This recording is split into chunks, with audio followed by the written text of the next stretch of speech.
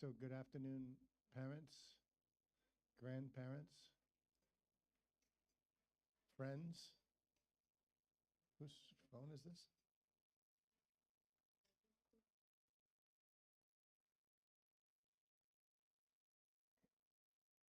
So welcome and thanks for coming and thanks for tuning in if you're online. I guess we just thought it might be nice to have a conversation with parents. Of course, we're all accustomed to the Ada, and we all know that a big part of KC is celebrating the kids and seeing what they do and giving them the opportunity to explain to their parents and teachers what they are learning. But we also thought it's a nice idea to create some space and time for parents and teachers and the school administration to have a conversation about what we're doing and to answer any questions that you might have. Okay? So first of all, I think you know everybody here, right? I'm guessing, I may be wrong, but of course you know Lakshmi, uh, our primary years coordinator, and I'm guessing you know Vijana, our middle years coordinator. So Vijana is in charge of the middle school program, and very interesting comments from some of the students this morning, challenging whether we should start middle school in 6th grade or 7th grade. But for us, middle school is grades 6, 7, and 8. So the transition from 5th grade to 6th grade is a big transition because things change. And from a child's perspective, it's often different than it is from a parent's perspective. I remember when my oldest child in Thailand went from 6th grade to 7th grade, he just came back, he said, "Dad, there's different buildings. We go from one building to the next." That was, in his mind, that was the whole thing. It was all about, wow, I've been, for the first 9 years of my life, I've been in school in the same building, and now I've gone to different buildings, right? So from a child's perspective, it's sometimes different. But from our perspective, grades 6, 7, and 8 are very important years. And we think that we have a very kid-centered, so the name of the school, of course, KC High, means Kids Central. So we think we have a very kid-centered middle years program. And what I mean by that is at the ages of 11, 12, 13 approximately, between 11 and 14, children are going through a lot of changes. They're going through a lot of bodily changes. They're going through changes in their relationships with their parents. They're developing a lot of hormones. They're going through changes in their relationships with their friends. Their friendship groups are changing. Their attitudes towards girls and boys and opposite sex and same sex and all those things are stirring up a lot of ideas in their mind. And we feel that this is a very, very important time in their lives. And one of the things that we really try to do is to create a program where they will be themselves and be happy and be allowed to express themselves and be allowed to be confused and be allowed to ask their teachers very personal questions and be allowed to explore, because that's what their mindset and their stage of development requires. So in other words, we are not just pre-teaching the grade 9 and 10 exams in grades 6, 7, and 8. We feel that grades 6, 7, and 8 are really important in the stage of a child's life. And that's why we have all these things, beginning, of course, with field trips, activities, electives, visual and performing arts, and a lot of movement during the day and a lot of opportunity for them to, within their friendship groups, explore new ideas, learn new things, and a lot of hands-on activities as well, because that's very important for children at this age. Would you agree, Vijana, Lakshmi? Okay, so that's my really short introduction to grades 6, 7, and 8, and we want you guys to start thinking about this, and of course we want parents and teachers and the school all to be on the same page, right?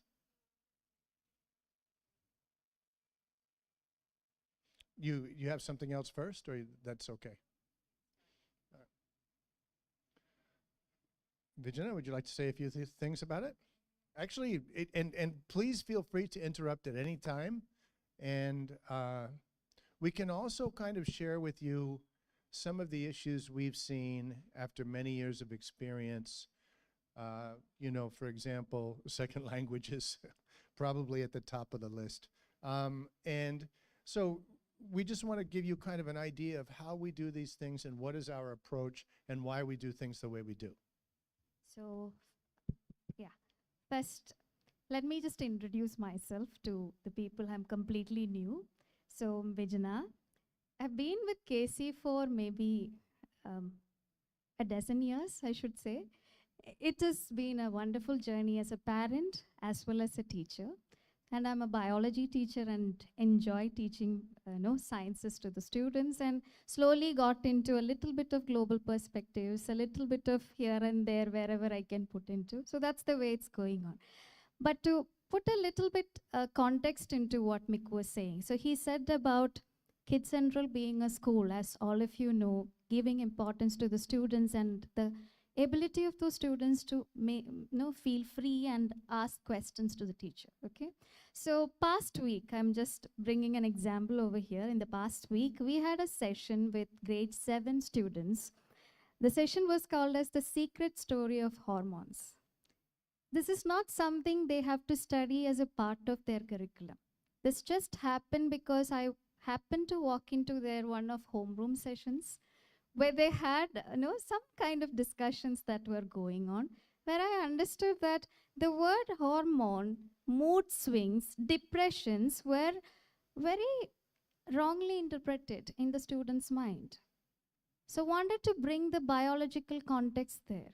So we talked about, it was such an amazing discussion that we had with the students. It's not that they know everything, but at least at this particular point of time, they understand the biological aspect of it. Now start thinking in that direction, than getting the little bit of information from here, there, and all that. So that is one element.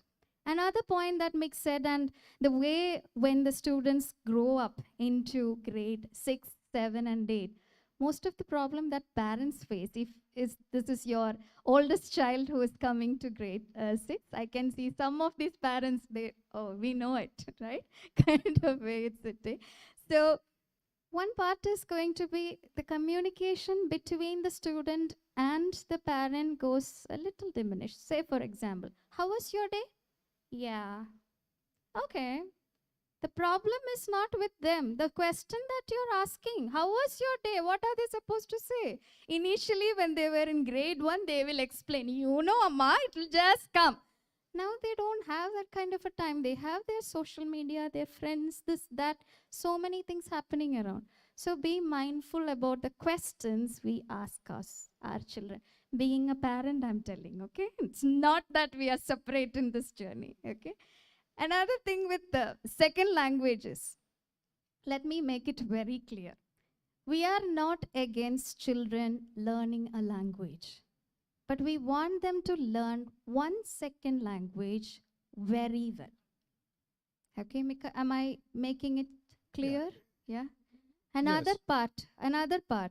We have had students coming to us or parents coming to us telling that I have genuine difficulties. I have tried, auntie, it's not working out. So there were two instances. So sometimes the students come, sometimes even the teachers recommend that maybe another language will be a better option for the child. So these various scenarios come. Okay. For us, one point I want to make very clear is we do not have this ab initio program, that is starting from beginning program in grade 6. So when, say for example, Spanish, Hindi, Tamil or French, any language, the students start from their primary grades. So in a classroom, you have a set of students who are already doing this. So when every time we keep on adding new student here and there, what happens is it becomes very difficult for the classroom dynamics also. Yeah, so there are other opportunities and options when they get into ab initio programs there. We do recommend the students to stick with the language that they are doing, go ahead with it, but we do consider if there is a genuine difficulty. The word there is very clear, a genuine difficulty. Just because somebody is not ready to put in the effort there, go talk to the teachers, figure out, we are there to help them out to get into this. So it's don't have to be like a back and forth argument between parents and teachers. It's not that we are not against. We don't want the students to know a little bit of this, little bit of that. We want them to learn one language very clearly. And I always remember, I'm quoting you, Mick, here, the data that I have. No, it's always good to quote your teachers, no? But two of my best teachers are sitting here. So Mick, you always says that when you start with the language learning, the journey is always easy. So you just escalate like this. It's exponential. Super. After a point of time, the grammatical concept, this comes, that comes, all that comes. Slowly, oh, this is also difficult. This is not what I thought it to be. Irregular verbs in past and future tense. That's where students usually get stuck. Language gets difficult after a while. The first year might be really easy. You're learning, okay, table is mesa, you're learning all these little words, everything seems fine. But then when you actually have to communicate with real human beings in the second language, and you need to know how to use all these different types of verbs in the past, in the future, etc., the language gets difficult.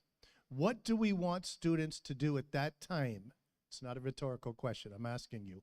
What do we want students to do when they encounter difficulty? Overcome the difficulty, persist, be strong, be courageous, have the strength and the courage to try to overcome this difficulty. That's the only way you can learn new languages, is to overcome the difficulties. But oftentimes we find, oh no, now this one got hard, so let me switch. Suddenly I don't like French anymore because I have to conjugate irregular verbs in the future tense. So let me switch to Spanish. Oh, great. Mesa, that's for table, right? And they go backwards.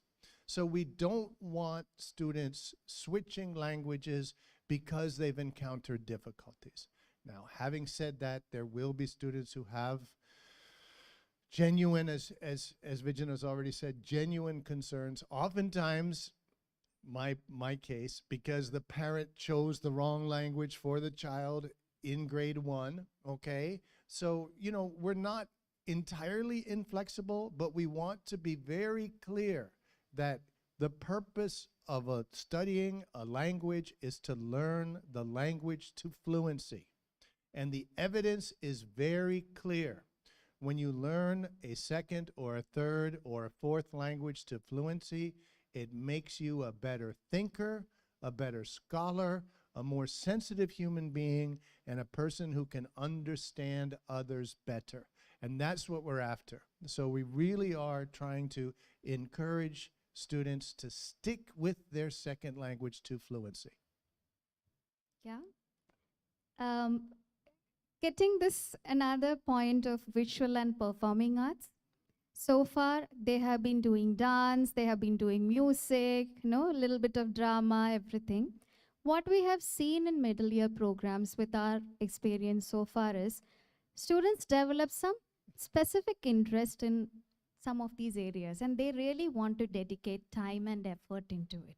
Not everybody is a dancer. You don't want make everybody to go play piano and sing, right? It's like some of them really want to sit and do that art form. Maybe there are kids who just walk in and play piano whenever they want there. There are no. So we have 6 different visual arts courses as of now. Probably we are also thinking of adding more into it. Not at this point, but we'll share with you when we add new to the kitty.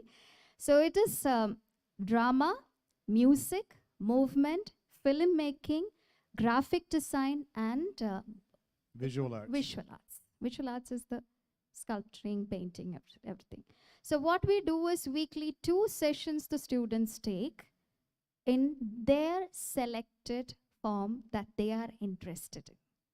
The word there is the students choose. It's not the parents that we want them to, but that does not mean that we are out of the picture. So we will be giving the students some sessions where they get an opportunity to go into these classes and understand what's happening there, maybe bond with the teachers. That's also an important part of it, right? You want to have a rapport with the teacher. So we do allow them the 1 or 2 weeks of time to get into these classes. When after that, they sit along with their homeroom teachers, make a choice of which visual performing arts that they want to do for an entire academic year. Why 1 year? Because most of these art forms, we work with one particular idea in the mind. There is a big idea. Think about a winter fest, having a drama fest, or they're working towards an art fair. Maybe coming up with a small film exhibition, things like that. Whatever they work towards. A lot of these things are in its nascent stage in ours. Okay, we are also developing things, doing a little things here and there, and trying to figure out. So improvising every year. That's definitely what we're doing. So we would like the students to take one and go along with it. And our kids are very intelligent. You know what they do? They go talk to their senior batches here, go to the even IG students. I have seen them asking, hey, what do you do in this visual arts? I'm interested in this. If I'm taking arts in grade 9, how much of this course is going to help me? I have seen kids having, and we had one of our student who did IB diploma program of arts, addressing the art students recently. That where she talked about when you take visual arts in IGCS or taking back in IB, it's not just you come and sit and draw. It's not it. There are so many more elements to art. You might have to learn about a particular style of art, maybe research and analysis. And they were like, what? Research and analysis, how is it a part of it? So she was there explaining it. So the kids are given those kind of opportunities to look around. So in the course of middle school program, they can try out 3 different forms that they are interested in. Or there are students like my daughter. She was stuck with art all 3 years. Okay. So because she loves doing art, she wanted to continue with art, which is fine. There are students like who wanted to always do, okay, I want to try drama this year. I'll go to filmmaking next year. So they wanted to do that. So what we are looking forward is 1 academic year to get a complete picture of that. Would you like to add anything, Nick? Yeah, the only thing I'll add is in primary, our philosophy is mainly exposure. In other words, make sure that every child gets exposed to dance, to drama, to music, to art. So they all get 1 lesson per week in each of those things. But in middle school, we're starting to look at the philosophy being talent development. By the time kids get to the ages of 11 and 12, we start to recognize that there are some kids who really have a genuine talent and a genuine passion for drawing, for painting, for singing, for playing the piano, for performing, for dancing, etc. So we want to give those kids the opportunity to develop their talent, and some of them, as Vijana says, may be in music for 3 years in a row. And we really want to see that talent develop now. Many of them are moving up the Trinity exam schedule and all of that. Many of them are doing lessons at home in addition to what they're doing at school. So our idea there is by middle school, the children should have the opportunity for talent development. But those who are still wanting to try out different arts, that's fine too. Okay, next one might be electives. Any idea? Because you are just listening to us, would you like to couple of the parents I can see here might have some idea about this elective program. Anybody?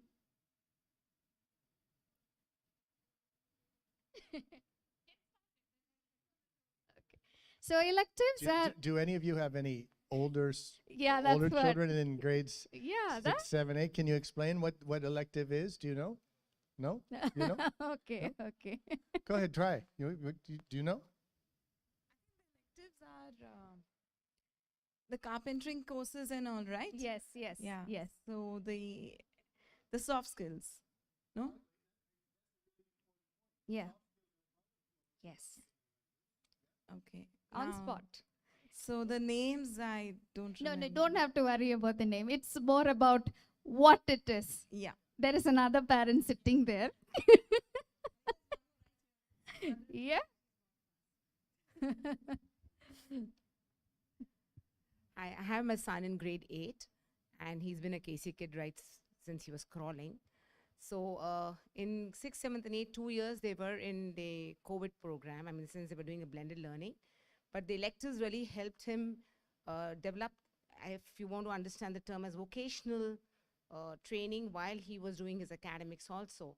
So I remember the one time he did, the first year he did, what was it? Once he, of course, fought to do tinkering, which was taken away because of COVID. Now he's doing robotics. And now he's doing robotics. Then he's done photography.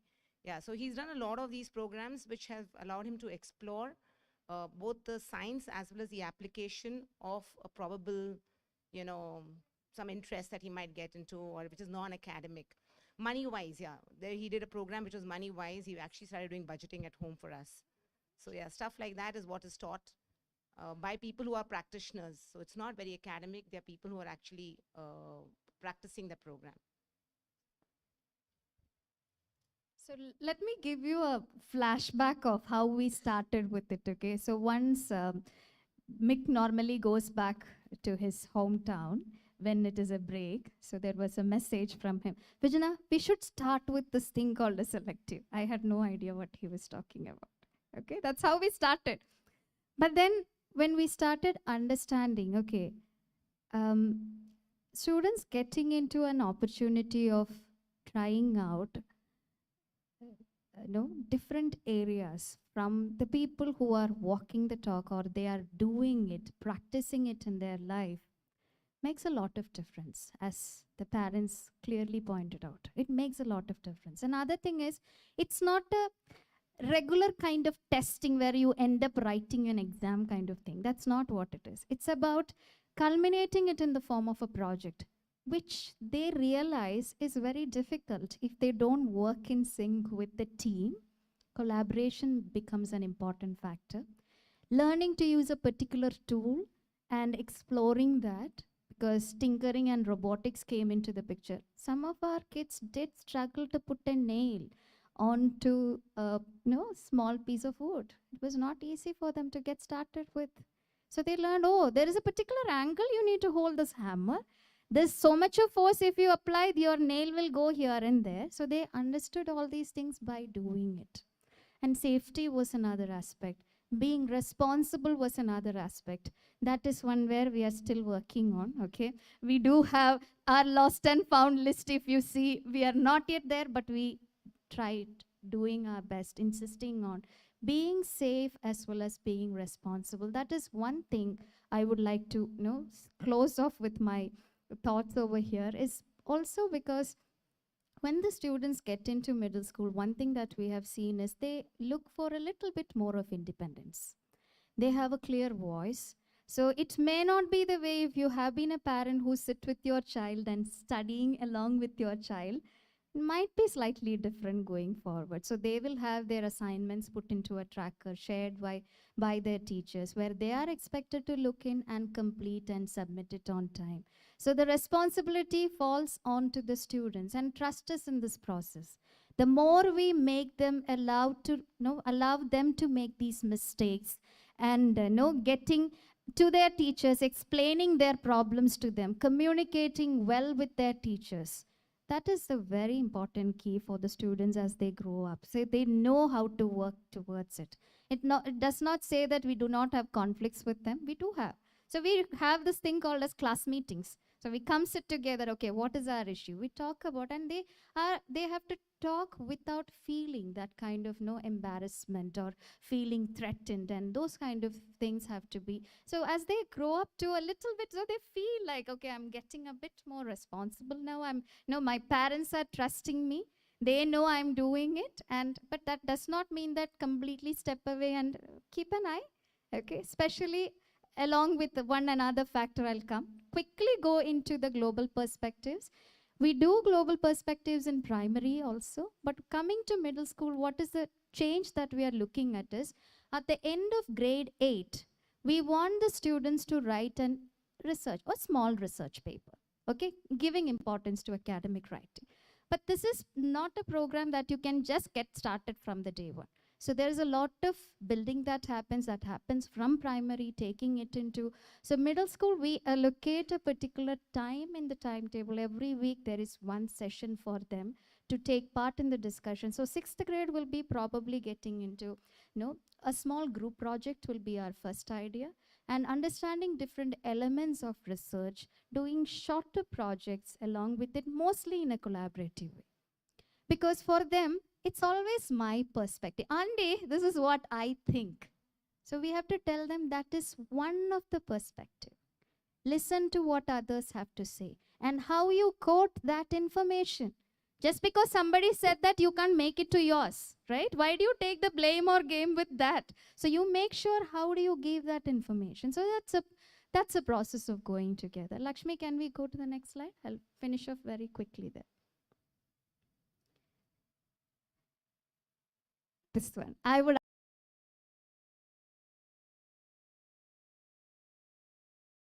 might feel that, oh my God, it's so rigid. But so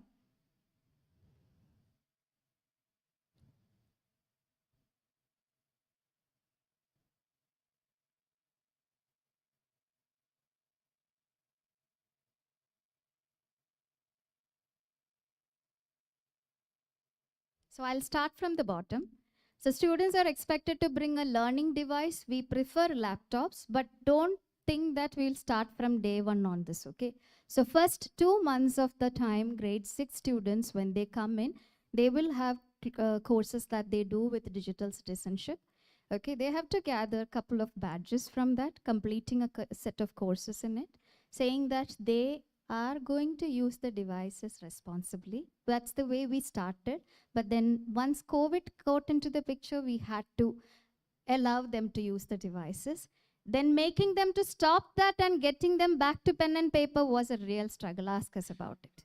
Now we are slowly getting there. So as parents, sometimes parents also gets frustrated in this and say, why don't you just make them just right? It's not as easy as what you think. They have been programmed to do certain things like this to this.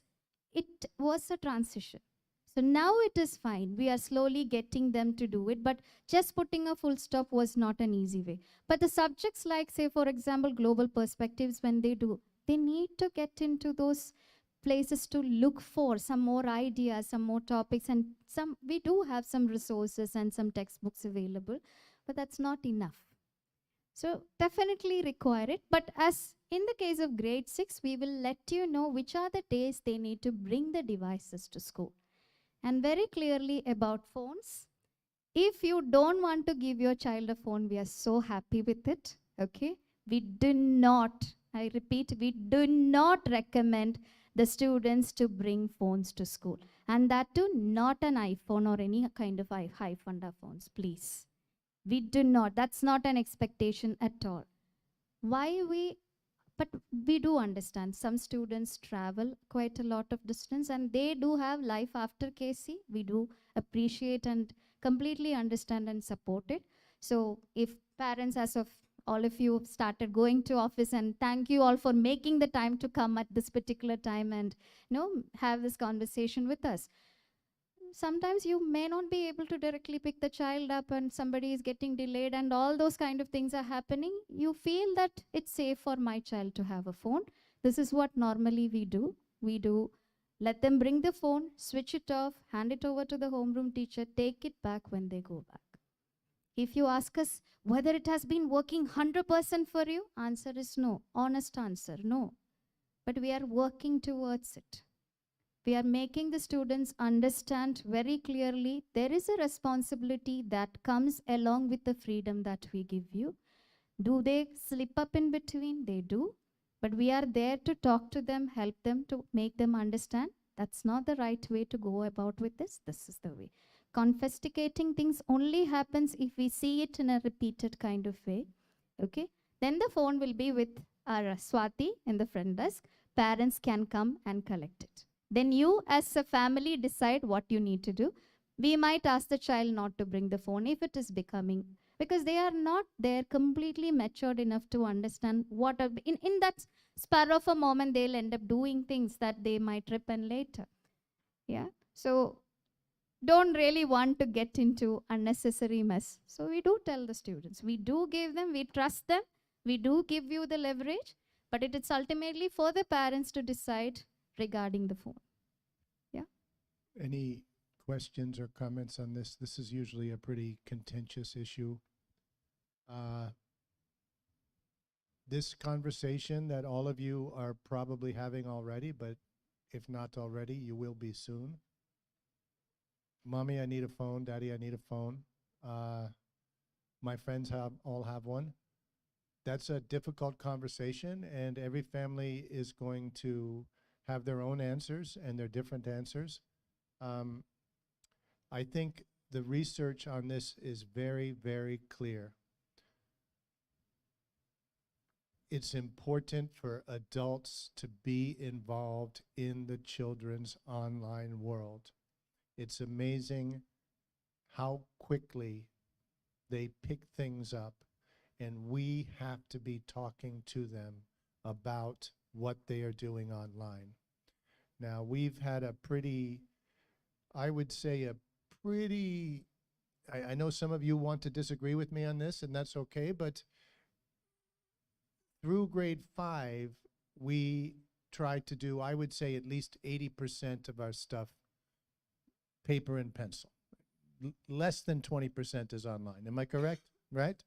And, you know, I know some schools, the American schools in particular, are going full into even kindergarten, giving kids iPads and online experiences and all of that. We've tried to understand who we are, who is our school community. We've really tried to emphasize reading, writing, reading books, playing, getting to know each other, making friends, all of these things through grade 5. Starting at grade 6, you start to see more of this online world, doing research, etc. It's very important that teachers and parents and responsible adults are with the children when they are making choices about what they do online. So that's one of our responsibilities here, and that's why it's so important that parents and teachers, the school and the home, communicate with each other and have a shared idea of how important it is for us to teach the children about responsible usages of these devices.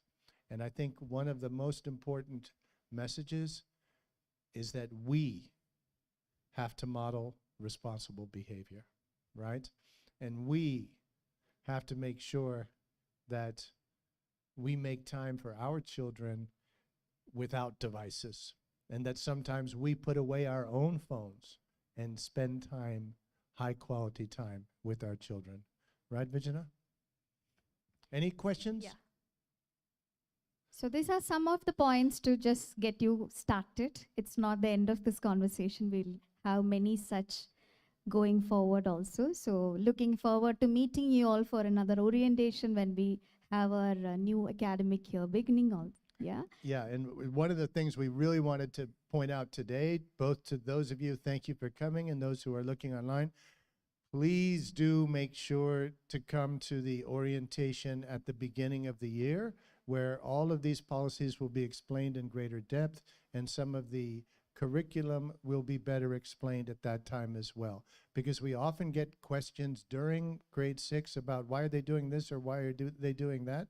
And then we realize, oh, we wish we had had everybody there at the orientation, right? So it's really important that the parents come to the orientation, okay? And next, Lakshmi. Did you want to say anything about these devices, about that recommended list? We can do that at orientation, okay? Ah, Cambridge Checkpoint. Is that mine? Right? Just the blank screen, or you're going to have some more points there? Okay, so I think and hope we can do this quickly, but first of all, what is a checkpoint? That's the first question. And the answer is we're just checking, okay? It's not a high stakes assessment. Let's first be very clear about this. There should not be a lot of pressure, and the people who put pressure on children are the adults, right? So it's very important that we, as teachers and parents, have a common understanding that this is just a checkpoint. The analogy I like to use, sometimes I go running on these races, on these marathons, they will have a checkpoint along the way. The checkpoint is there to make sure that nobody gets lost, that nobody is hurt, that nobody needs first aid or nobody needs instructions. So you pass the checkpoint after your 10K, if you're doing a half marathon, and they just check, is everybody okay? Is everybody okay? Is everybody okay? You get some water and you move along. Okay, that's what a checkpoint is. It's a check to make sure that we, the teachers in the school, are on track and that we know what we're doing. So we had a debate this year and we went back and forth, but in the end, we decided that for the grade 5 students this year, hopefully for the last time, we want to do this checkpoint, largely because of the COVID. We just wanted to make sure to check on ourselves, to check on the learners, to check that there are not big gaps and that actually our kids are on track, just like the runners on the marathon, okay? That's what it is. That's what a checkpoint is. Now, of course, we will get some numbers. We will get some numerical data. We will get some quantitative data at the end, and your children will get scores, and they will be things like 5.4 and 5.6, and all of this is on a 6.0 scale, and that's fine, and almost all of our scores will be just fine. Now, it's absolutely no point in getting stressed about whether your child gets a 5.8 or a 5.6 out of 6.0. It just means they may have missed one question here and there, and it's not a big issue. Now, if some kids come back with scores like 2, then that was the purpose of the checkpoint. We had to realize which kids are struggling, which kids are going to have difficulties taking these kinds of assessments, because then we put into place a plan whereby we make sure that over the next 3 years, this child develops the skills that she or he needs to eventually do well on these high stakes exams that are coming at the end of grades 10 and 12. Am I being clear? Yeah? So please do not worry too much about these things. Now, I know we've all been conditioned and we do worry about these things, but please trust us that our purpose here is to check on the school to make sure we're on track. We're sure we are, but it just feels nice to get a little pat on the back from Cambridge, which we've had every time we've done these checkpoints, saying your kids are doing well, they're doing fine, and to go on with our curriculum. The main reason why we insisted on doing it this year is because of the 2 years of the COVID pandemic. And we might be missing some things, okay? Especially, I think, in mathematics. Mathematics teacher. So we just want to check. That's all it is, okay? Now, what? You don't think so? Yeah. Okay, good. See, I'm glad to hear that. Okay. But, the daily practice is so important in mathematics. And we were just watching over the video, and we don't know whether kids were doing as much daily practice as they need during those pandemic years. So we'll get back the results, and I'm sure they'll be fine and everything will be fine. Our plan is that this is the last time we'll do the checkpoints. Why? Because, as I say, we're all human beings and we've been conditioned, and the teachers start to worry too much about the checkpoints, and it takes away from their creativity and what they're allowed to do in their class time, and we want them to be a little bit more creative, and we know that we're on track. But for this year, we want to do it. I think it was a correct decision. We had pros and cons, and both columns were full, right? In terms of, and we can share that with you if you like. But in the end, I think it was mainly me who took the decision and said, you know what, data is a good thing. Let's get some data and make sure that after this COVID pandemic, that we don't have these big learning gaps that so many people are worried about. I think we're doing fine, but we'll just check, okay? Any questions?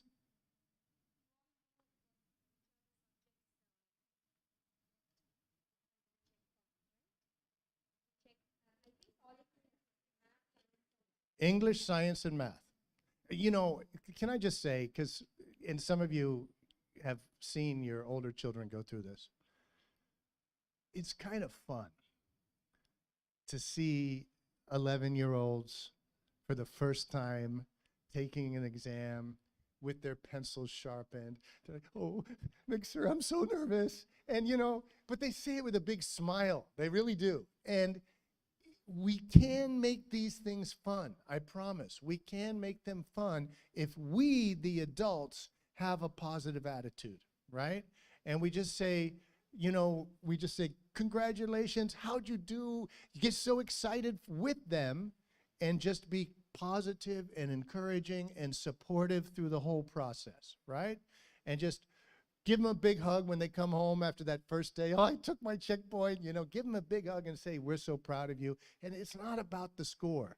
It's more about the process of understanding that now you're getting older, and occasionally you're going to have to take these assessments where mommy and daddy are interested in how you do, right? And they have to go through that process, and they have to learn that. That's all about, see, when we talk about middle school, and Vijana has left. Has she escaped? Vijana is the biology teacher. You don't want to hear a lecture on evolution from me.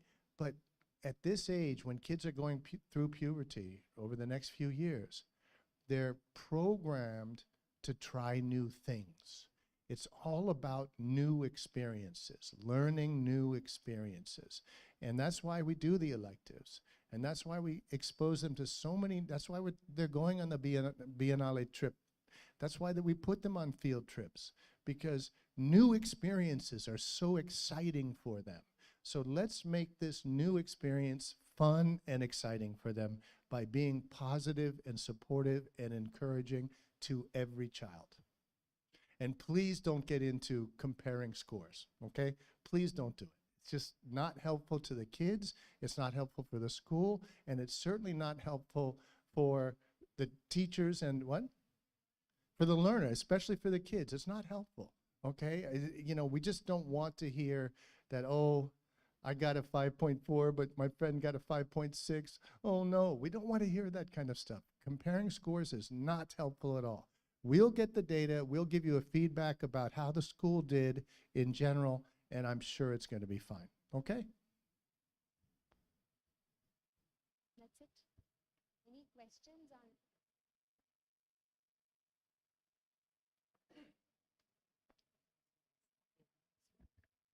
Just want to, I'm fine with the fact that you've laid out the plan for us, but are you going to get into the details? Because, a simple thing like what's covered in the syllabus. And now that we're planning to do it, we'd rather do it properly, at least get the kids prepared for it well. So it is what only the grade 5 portions will be covered. Yeah, so what I meant is like, if you can, it's different than, for example, I'm going only by experience. Okay. When Krisha did his checkpoint, didn't do his checkpoint, he did 1 week before they called it off. But when he was preparing for his checkpoint, it was a gradual process where we had the other grades also. Right.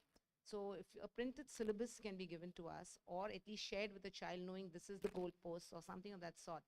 I mean, if they're going to do it, they rather have objectives and work through it.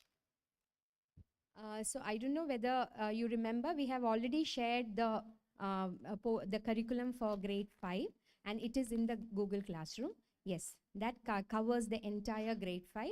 And unlike the other previous years, from this year, the checkpoint covers only grade 5. So when Krishay was in grade 5, the checkpoint used to be from, so grade 5 is stage 6 of Cambridge, right? So the checkpoint was from stage 3 onwards. That is from grade 2, the portions that were covered used to be tested in the checkpoint exam. But there is a change in the Cambridge syllabus as well as the way they are testing checkpoints this year. So it is only from grade 5 curriculum. So you don't have to go back. You don't have to do anything from the previous years. So that's...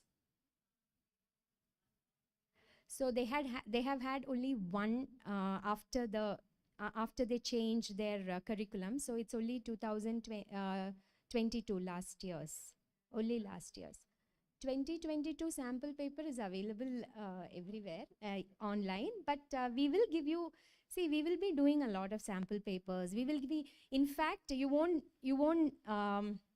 believe, one of the worksheets that we created for the children for math, it was a math revision sheet. And the moment they got it, they said, oh, auntie, this is 2020 sample paper, right? So that is the level of, children know much more than us. So please, you ask them, they know where to get the sample paper, they know, and they have been talking to each other, I did this, I did that, and all that. But let us not get into solving sample papers. That is not what we want the children towards getting ready for the checkpoint. It is all about application of what they have learned. So if they have been doing their homework on time, they have been listening in the class, and they have been coming regularly to class, then nothing to worry. You don't have to do anything more than that. Yeah?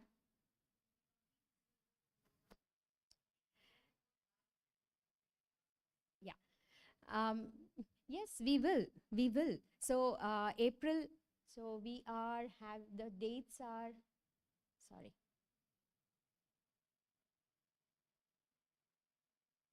I think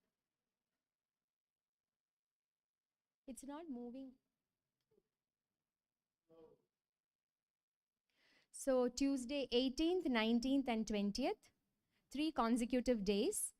And there will be a gap of half an hour to 45 minutes between the 2 papers.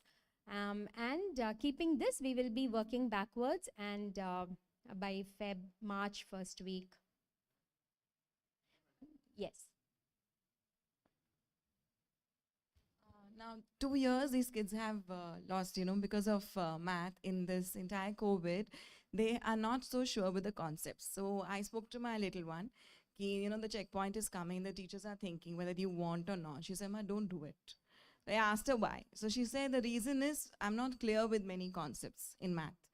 So as a suggestion, I feel that you should finish off the portions by at least Feb mid, and then just revise back all the concepts with them. So maybe 1 or 2 chapters, which maybe each and every child is not sure of, they can just learn them well.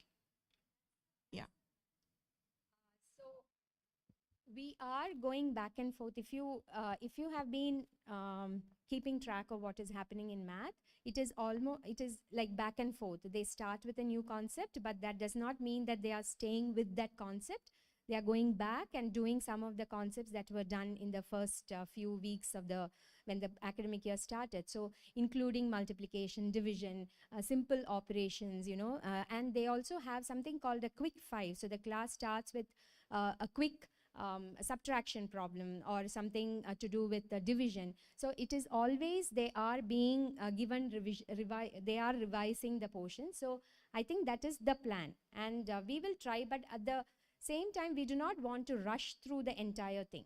See, it is not about rushing and finishing. It is also about how every child is understands and is able to apply, because that is very important. It is not application is what the checkpoint is going to be, right? So yes, we have a plan in place, and we will ensure that everybody, all the children are given that support and guidance, and we also are aware of which are the areas that the children need that extra support, and we will be touching upon all that, and all the kind of preparations that is required we will be doing from our side. Yeah. Yes.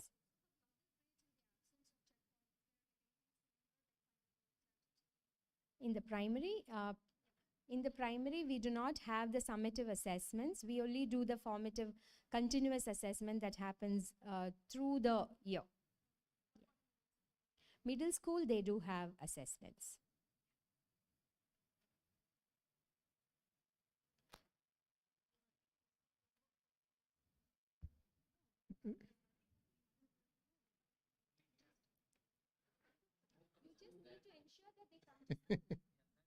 Yeah, really.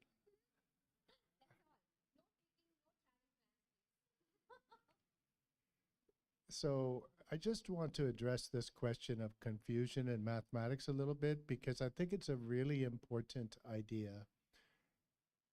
Every mathematician in the world is only working on problems that she or he does not know how to do, okay?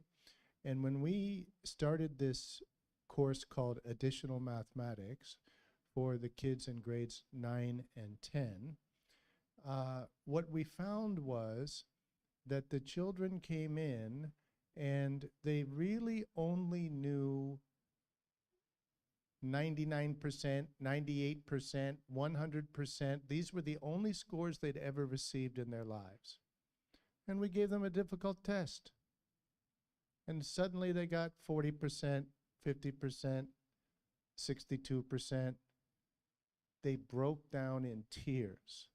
They were crushed. They had never known failure as a mathematician.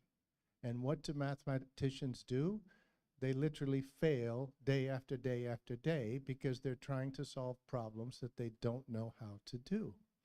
You know, the English mathematician Andrew Wiles likes to tell the story about he worked on one problem for 40 years. 40 years, right? And so this emotional idea of I'm not quite clear in all my concepts is okay. It is. And we want there to be a little bit of confusion. That's when learning happens.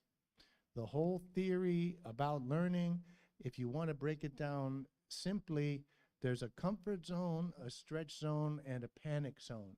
Children need to be in the stretch zone for them to learn. If you're just repeating things you already know how to do, you're not learning. Those are called exercises, right? Those are not problems. So we think it's fine when children are struggling a little bit with the concepts. And we want them to understand that as they go through and as the levels get higher in mathematics over the next few years, it is going to be confusing for them at times.